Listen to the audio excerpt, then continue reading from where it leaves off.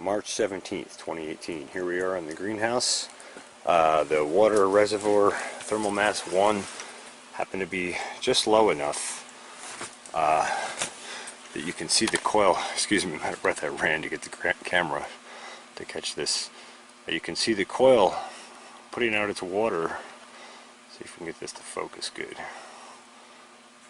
Or well.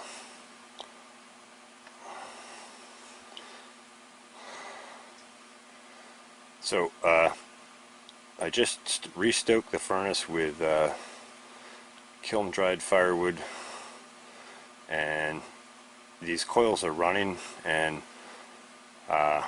moving hot water, pulling cold water in and putting hot water out to store more thermal mass into this tank using convective action. But the surface tension, well, let's see, the level of the reservoir just happened to be at the right height. You can see it's actually a little low, it needs a refill. But it just happened to be at the right height that the surface tension of the water matches the end of the pipe here, and you can actually see as the water is heating and pumping out, you can see the flow coming out the end of the pipe. And I just wanted to show that because it's a really excellent visualization of how thermosiphoning actually works on a smaller scale. You can actually see the pulsing there. And you can see it's starting to slow up a bit because I closed the door about 5 or 10 minutes ago, and so the draft is down on the furnace. What I'll do is open the door back up quick, see if we can get it to show us again. Well,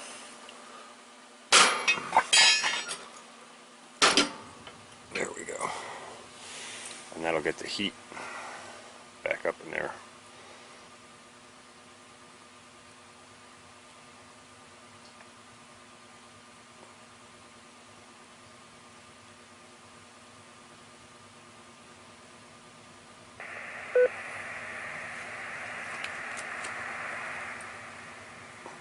Don't mind the radio.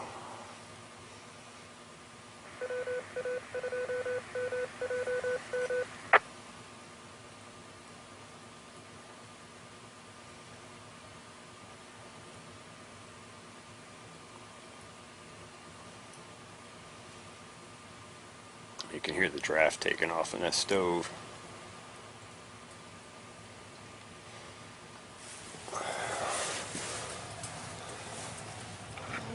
And you can see there's a pretty hot fire in there.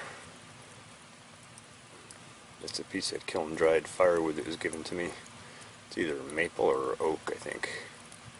I think it's maple. But it's burning hot. Stuff requires very little air input control. It burns so hot. You can hear it take off.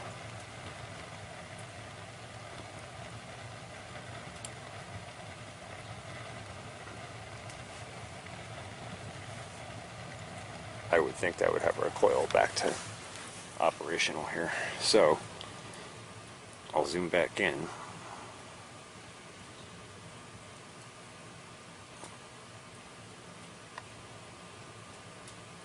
You can actually see it pulsing as the water heats up and pulses out the end of the pipe.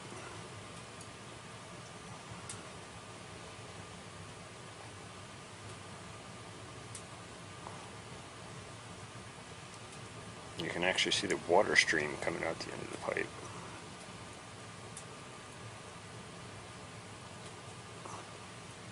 And I'll try and hold the camera steady and close the door. And we'll trap more heat. Yeah. And you can see the pulse rate increase.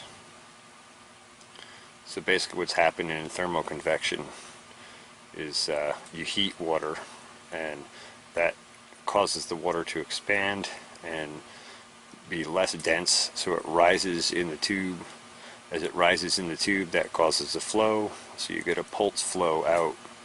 That pulse flow draws cool water into the part of the tube where it meets the heat on its way out, and that takes a second to warm up, and then when it does, it rises. So that's why you're seeing the pulsing like that.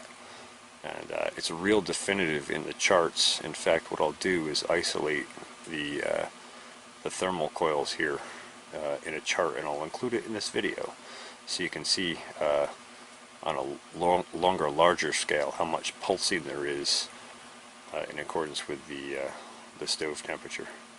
Anyway, I just happened to catch that at that phase, and it looks like we're just about to break out of the water level here and start getting bubbles. But I wanted to share that with you. I thought that was an excellent example of ThermoSiphon and convection on a more micro scale, so to speak, and I wanted to share it with you. So thanks for watching the Pharmacy Seeds Network.